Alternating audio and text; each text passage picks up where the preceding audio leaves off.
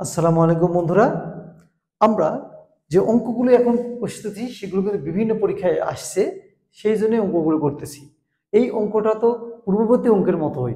এই টেকনিকটা অবলম্বন করব যে দুটি সংখ্যার অনুপাত দেওয়া থাকলে এবং এদের লসাগু দেওয়া থাকলে ছোট সংখ্যা বড় সংখ্যা অর্থাৎ একটি সংখ্যা অপর সংখ্যা দুটি কিন্তু আমরা বের করতে পারি, তাই না?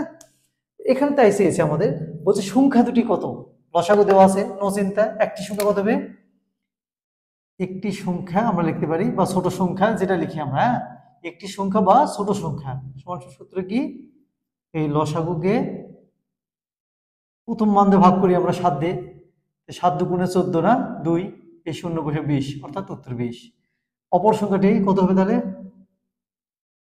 অপর সংখ্যাটি সমান সমান হবে হলো আমাদের ওই একই সূত্র, ঠিক আছে, লসাগু ভাগ আরেকটা অনুপাত আছে সেটা দিয়ে। এখানে ছোট বড় চাইনি, এই কারণে আমরা ওই যে বড় মান দিয়ে ভাগ করা ছোট মান দিয়ে ভাগ করার কথা বলতেছি না, যে কোনো একটা অনুপাত দিয়ে ভাগ করলে একটা করে সংখ্যা পাবো। তো আগে 7 দিয়ে ভাগ করে একটি সংখ্যা পেলাম, পরে 5 দিয়ে ভাগ করে আরেকটা সংখ্যা পাবো। 140 ভাগ 5, 5 দুগুণে 10 থাকলো 4, 40, 5 8 40, 28। তারপরে দুটি সংখ্যা হলো এই দুটো অ্যান্সার। আর যদি পরীক্ষায় কোশ্চেনটা ঘুরে বলে সংখ্যাটার যোগফল কত, দুটা যোগ করে দিয়ে বলবো আমরা 20 আর 28, 28 বলবো। ঠিক আছে, তাহলে এভাবে বাসায় প্র্যাকটিস গুলো করো, দেখবে তোমাদের জন্য সহজ হয়।